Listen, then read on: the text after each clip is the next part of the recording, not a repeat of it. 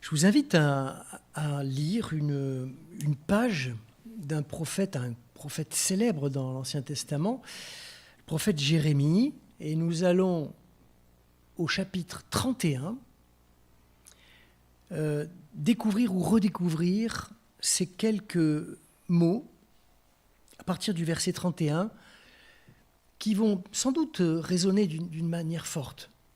« Voici, dit Jérémie, les jours viennent, dit l'Éternel, où je ferai avec la maison d'Israël et la maison de Juda une alliance nouvelle.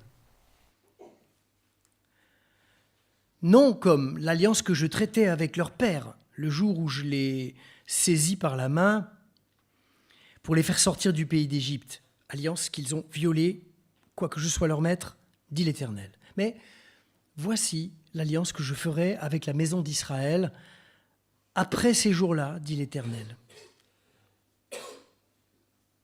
Je mettrai ma loi au-dedans d'eux, je l'écrirai dans leur cœur. Et je serai leur Dieu, et ils seront mon peuple. Celui-ci n'enseignera plus son prochain, ni celui-là son frère, en disant « Connaissez l'Éternel », car tous me connaîtront.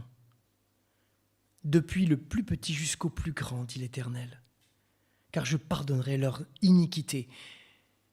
Je ne me souviendrai plus de leurs péchés. Ainsi parle l'Éternel, qui a fait le ciel, le soleil, pour éclairer le jour, qui a destiné la lune et les étoiles à éclairer la nuit, qui soulève la mer et fait mugir ses flots, lui dont le nom est Éternel des puissances. Restons dans ce silence et chantons quelques mots ensemble. Seigneur en silence.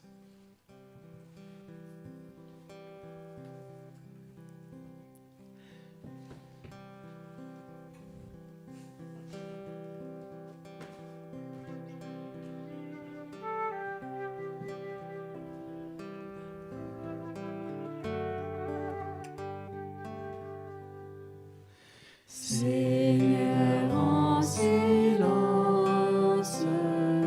je suis devant toi.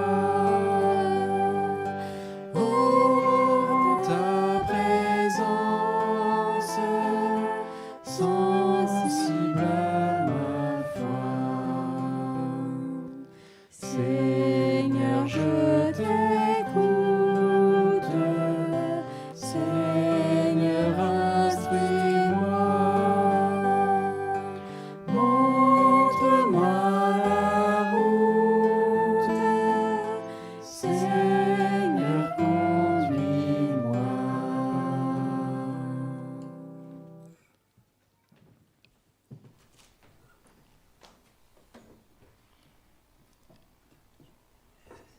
Ce chapitre, vous pourrez retrouver le livre de Jérémie tranquillement à la maison, mais ce chapitre 31, c'est le sommet de son œuvre. Et la promesse de Dieu, vous l'avez entendu, elle y résonne d'une manière forte, extraordinaire. Je mettrai ma loi, alors là j'aurais juste besoin, je sais bien, je mettrai ma loi au-dedans d'eux. Je l'écrirai sur leur cœur, je serai leur Dieu, ils seront mon peuple. Ils seront mon peuple. Et aujourd'hui, la notion de peuple connaît des mutations très inquiétantes. Le populisme, cette doctrine politique qui conçoit le peuple comme une masse homogène, unifiée, au discernement clair. Ce peuple qui détient à lui seul la vérité à croire, à suivre. Ce peuple contre la vision manipulatrice des élites politiques, faussement démocratiques, bien sûr. ce peuple soi-disant éclairé est évidemment instrumentalisé à des fins politiques peu rassurantes. Et quand la Bible parle de peuple de Dieu, elle évoque une réalité tout à fait différente. Notamment avec Jérémie, ce matin, qui donne du peuple une vision, vous allez le voir, en rupture avec ce que je viens de dire et ce que définit notre société. Et ces paroles vont nous aider à repenser notre appartenance au peuple de Dieu. Peuple de Dieu auquel nous, chrétiens, donnons le nom d'Église. Qu'est-ce que le peuple de Dieu? Qu'est-ce que l'Église comme communauté croyante? Avant de répondre à ces grandes questions, j'aimerais attirer votre attention quelques instants sur les verbes qui sont employés par le prophète ici, dans ce verset 31. Regardez. Je vais piloter. Merci. M'a spoilé mon effet là, Marius. Merci. Les traductions françaises, toutes, mettent les verbes au futur. Je mettrai ma loi au-dedans d'eux, je l'écrirai sur leur cœur, je serai leur Dieu, ils seront mon peuple. Mais, vous allez voir ça, en hébreu, alors là, ça ne marche plus. Voilà. En hébreu, le futur n'existe pas comme en français. C'est un autre temps. On appelle ça l'inaccompli, c'est-à-dire un temps qui regroupe à la fois le présent et le futur. On a du mal à penser ça, nous, parce qu'on est très passé, présent, futur. Et Jérémie nous met bien dans cette espèce d'entre-deux, présent-futur, quand il écrit, en introduction de sa prophétie, on l'a vu tout à l'heure, « Voici, les temps viennent », dit-il. « Voici, les temps viennent ». Littéralement même, on pourrait dire « Voici les temps venants ». C'est en train de se réaliser. Comme si les jours d'accomplissement étaient là, tout près, à portée de main, à portée de vie. Et on retrouvera là, bien sûr, l'imminence du royaume quand Jésus prêche et qu'il dit « L'heure vient ». Et il ajoute « Elle est déjà venue ». Et cet entre-deux présent, futur qui est là. Et la question c'est, qu'est-ce qui est imminent? Qu'est-ce qui est nouveau dans la prophétie de Jérémie par rapport à tout ce qu'on a déjà entendu? Est-ce que c'est le pardon? Ben non, parce que Dieu n'a pas arrêté de pardonner les pécheurs dans tous les livres bibliques. Vous pouvez parcourir votre Bible, c'est une histoire, une alternance de péché, de pardon, de péché, de pardon. On recommence sans cesse. Est-ce que c'est l'alliance? Ben non, parce que Dieu l'avait maintes fois renouvelé avec son peuple. Je serai leur Dieu, ils seront mon peuple. Rien de révolutionnaire vraiment jusqu'ici. Qu'est-ce qui est nouveau dans cette prophétie de Jérémie? C'est cette parole. Je mettrai ma loi au-dedans d'eux, je l'écrirai dans leur cœur. Ce qui est nouveau, c'est que la loi n'est plus seulement donnée à un peuple par un médiateur, en l'occurrence Moïse, mais elle est donnée à chacun individuellement. Ça, c'est nouveau. Plus de Moïse, plus de prêtres, la loi est gravée dans le cœur du croyant. Cela veut dire que la loi n'est plus gravée lettre par lettre, dans le marbre, on dirait, sur de lourdes tablettes. Désormais, elle vient s'inscrire comme une parole vivante dans le cœur de chacun. D'autres prophètes de la Bible ont annoncé cette dimension personnelle de la foi en Dieu. Il y a Joël qui, au chapitre 2, voilà, on peut le mettre. Il y a Joël qui dit « Je répandrai mon esprit sur toute chair. Vos fils et vos filles prophétiseront. Vos vieillards auront des songes. Vos jeunes gens des visions. Même les plus petits des serviteurs et des servantes, dans ces jours-là, je répandrai mon esprit. » Et on a aussi Ézéchiel 36. « Je vous donnerai un cœur nouveau. Je mettrai en vous un esprit nouveau. J'ôterai de votre corps le cœur de pierre. Et je vous donnerai un cœur de chair. » L'écriture se fait donc parole. Et ça, c'est une conviction qui est au centre du Nouveau Testament. Hein. Jésus est la parole faite chair. Et Paul aussi aura cette formule magnifique quand il écrit à ses amis corinthiens « Vous êtes une lettre de Christ qui est écrite non avec de l'encre, mais avec l'Esprit du Dieu vivant, non sur des tablettes de pierre, mais sur des cœurs de chair. » On retrouve là la prophétie de Jérémie. Qu'est-ce que ça veut dire que la loi est écrite sur nos cœurs? Qu'est-ce que ça veut dire?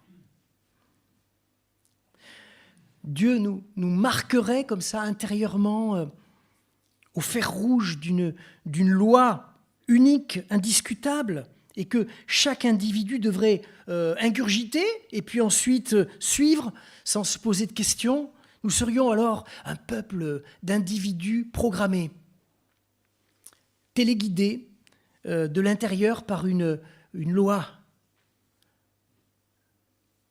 Moi, je n'entends pas du tout cette prophétie de cette façon. Je crois que cette parole écrite sur le cœur veut dire que Dieu s'invite auprès de chacun, au plus près de chacun, pour cheminer avec lui, à son rythme, selon sa sensibilité, selon sa culture, selon ses fonctionnements propres. Le même Dieu pour tous, mais auprès de chaque différence que nous représentons. En réalité, Dieu a toujours été ce Dieu proche. Cela apparaît dans des expressions bibliques auxquelles on n'attache pas trop d'importance quand on les parcourt comme ça, mais qui détiennent un secret très important sur notre relation à Dieu. Il y en a une que j'aime particulièrement, que je trouve dans Exode 3, verset 15. Quand Dieu se révèle à Moïse, là, auprès du buisson ardent, il dira à Moïse, « Je suis donc le Dieu de tes pères », et il ajoute, l'Éternel, le Dieu d'Abraham, le Dieu d'Isaac et le Dieu de Jacob, tu diras ça, m'envoie vers vous. Le Dieu d'Abraham, le Dieu d'Isaac, le Dieu de Jacob. Ce n'est pas le Dieu d'Abraham, d'Isaac et de Jacob. C'est le Dieu d'Abraham, le Dieu d'Isaac, le Dieu de Jacob. C'est pas le Dieu de tous. Vous voyez, si, c'est pas la divinité là qu'on nomme comme ça.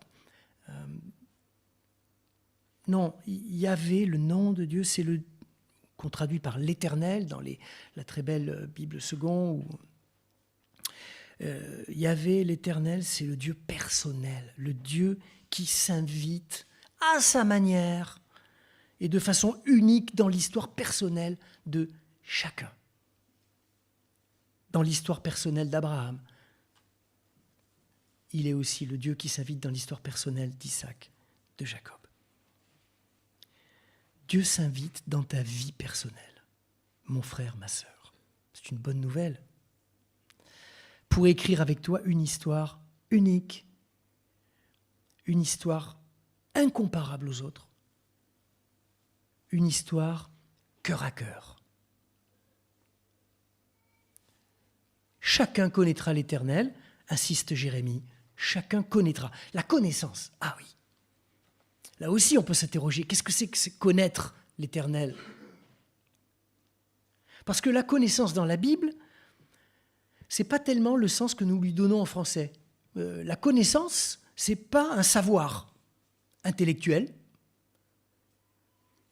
La connaissance n'est pas non plus une liste de choses à confesser ou une liste de versets à connaître par cœur qui aurait un effet un peu magique pour convertir les gens, enfin j'en sais rien. La connaissance en hébreu, c'est une relation. Vous vous souvenez, hein, par exemple, Adam connut Ève. Adam n'avait pas appris par cœur la biographie de Ève quand il l'a emmenée au restaurant pour lui dire « je t'aime ».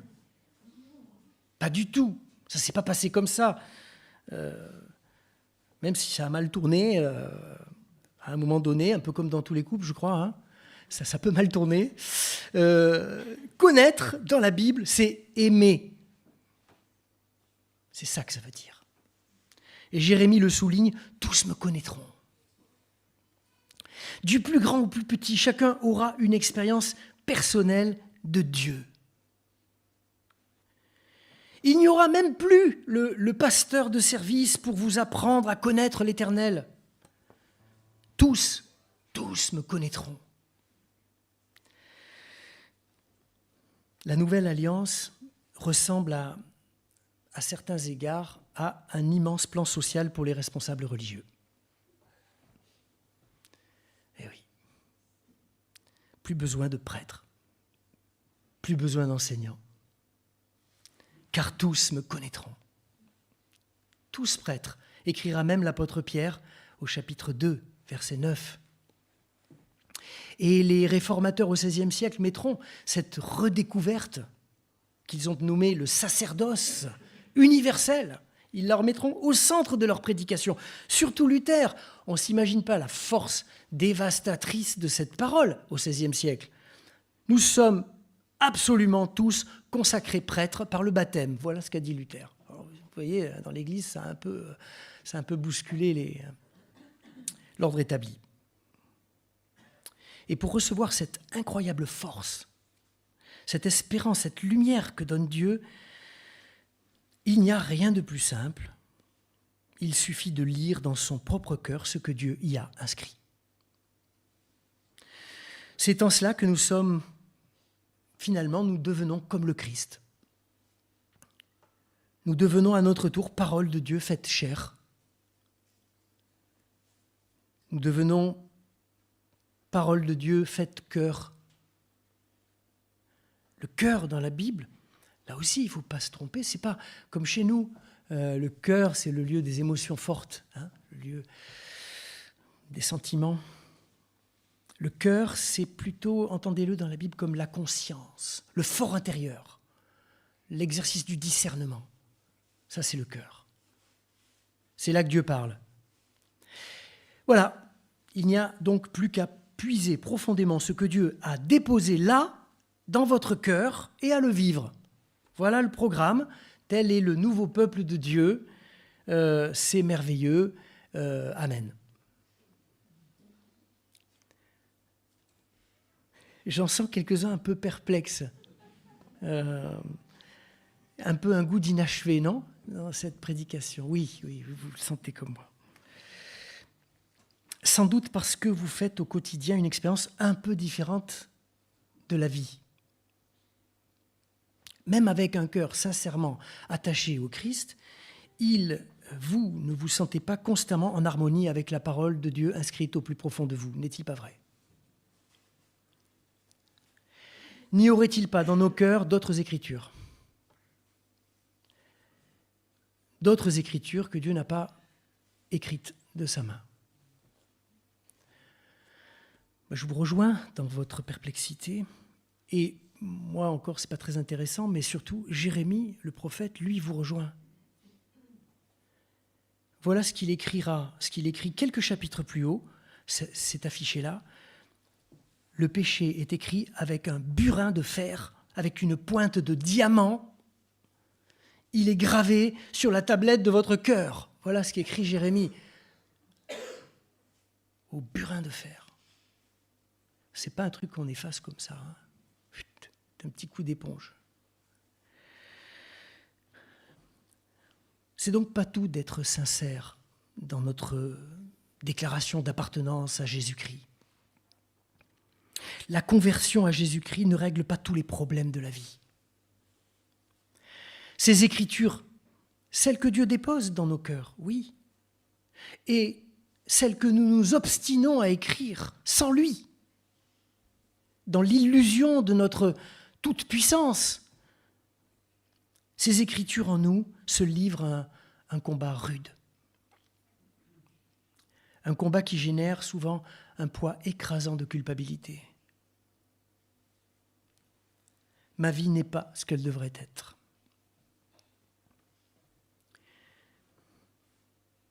Et l'Église n'est pas la lumière qui brille au milieu des ténèbres. Et le peuple de Dieu est malade.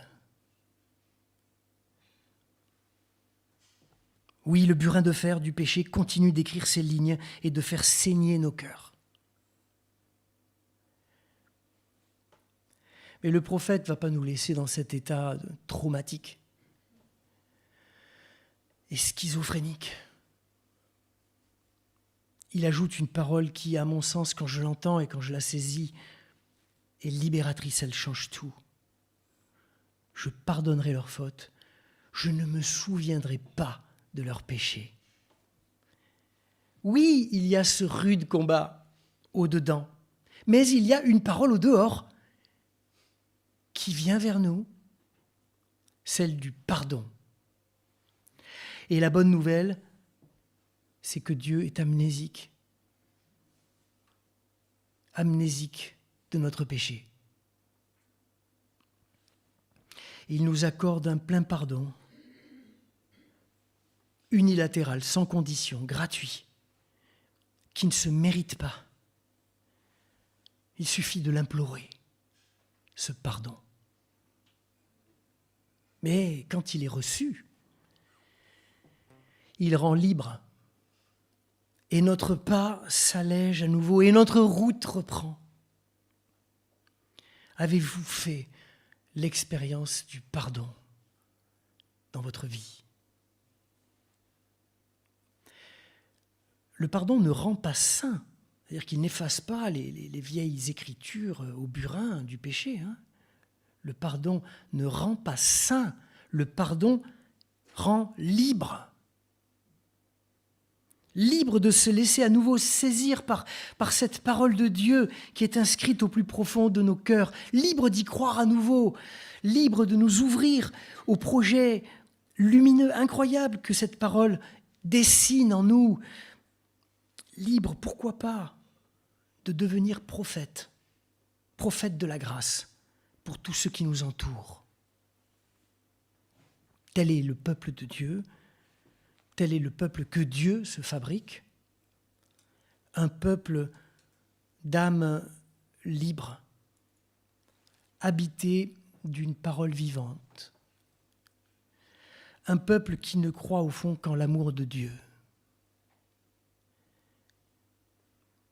un amour qui se laisse saisir,